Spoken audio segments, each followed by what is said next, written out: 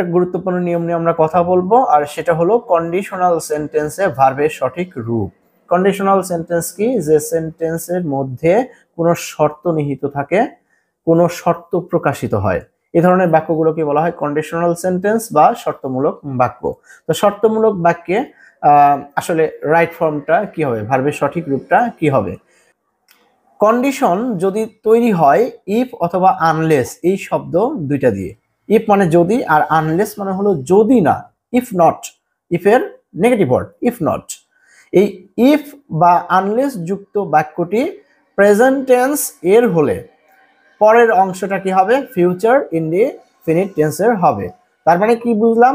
If বা আনলেসের সাথে যে বাক্যটা থাকবে সেইটা যদি প্রেজেন্ট টেন্সের হয় তাহলে এর পরের অংশটা কি হবে? ফিউচার ইনডিফিনিট টেন্স হবে, মানে সাবজেক্টের পরে শ্যাল অথবা উইল হবে আর ভার্বের প্রেজেন্ট ফর্ম হবে।